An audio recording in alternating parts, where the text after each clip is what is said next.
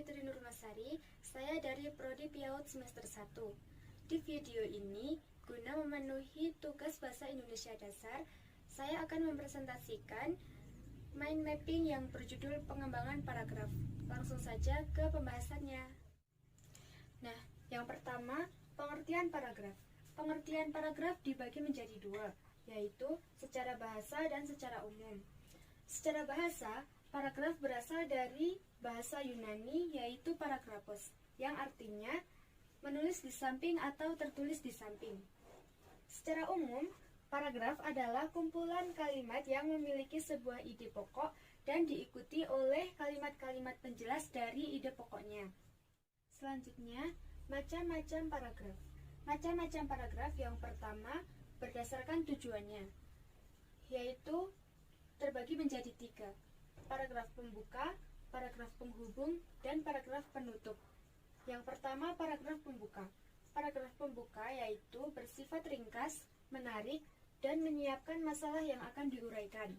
Yang kedua, paragraf penghubung, yaitu berisi inti masalah yang hendak disampaikan kepada pembaca.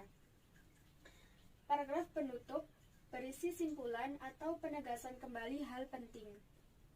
Kemudian, macam-macam paragraf berdasarkan letak kalimat utama, yaitu paragraf deduktif, paragraf induktif, dan paragraf campuran. Paragraf deduktif yaitu kalimat utama di awal paragraf dan dimulai dari pernyataan umum ke khusus. Kemudian paragraf induktif yaitu kalimat utama di akhir paragraf dan dimulai dari pernyataan khusus ke umum. Kemudian yang terakhir, paragraf campuran, yaitu kalimat utama di awal dan di akhir paragraf.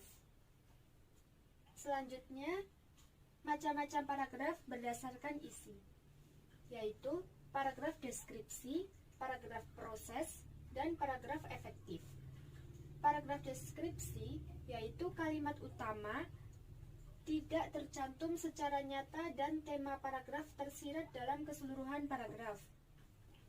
Kemudian paragraf proses yaitu tidak terdapat kalimat utama dan pikiran utamanya tersirat dalam kalimat penjelas. Dan yang terakhir, paragraf efektif, yaitu paragraf yang terdiri atas satu pikiran utama dan lebih dari satu pikiran penjelas. Kemudian, jenis-jenis paragraf. Jenis-jenis paragraf ada 5, yaitu paragraf narasi, paragraf deskripsi, paragraf eksposisi, paragraf argumentasi, dan paragraf persuasi. Yang pertama, paragraf narasi, yaitu paragraf yang menceritakan sebuah cerita atau kejadian secara berurutan dan kronologis. Yang kedua, paragraf deskripsi, yaitu paragraf yang menggambarkan suatu objek dengan kata-kata yang mampu merangsang indera pembaca. Yang ketiga, paragraf eksposisi, paragraf yang bertujuan memberi informasi sehingga memperluas pengetahuan pembaca.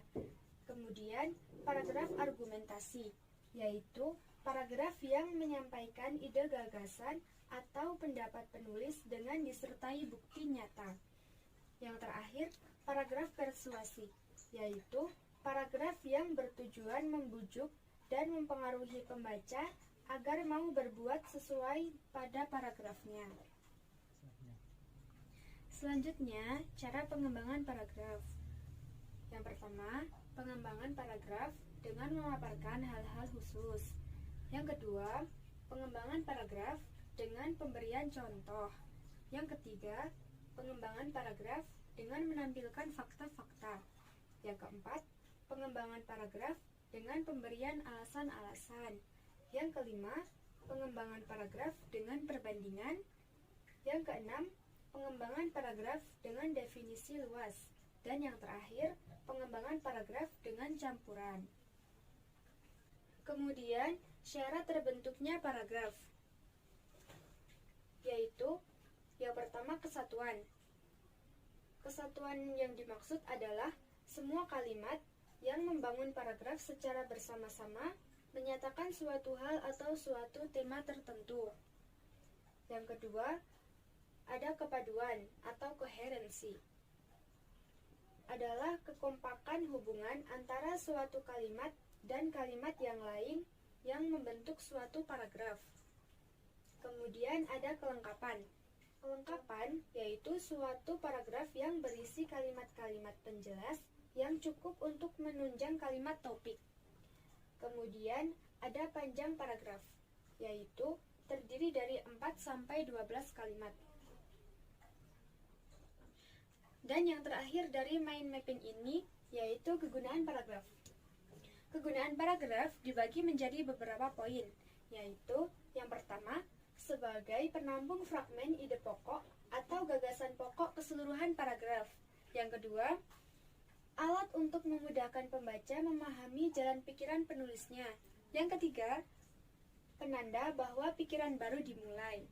Yang keempat, alat bagi pengarang untuk mengembangkan jalan pikiran secara sistematis.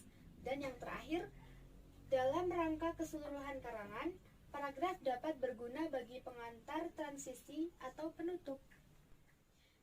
Demikianlah presentasi mind mapping yang saya buat. Semoga bisa menambah wawasan teman-teman. Kurang dan lebihnya saya mohon maaf. Wallahul muwaffiq ila aqwamit thoriq. Wassalamualaikum warahmatullahi wabarakatuh.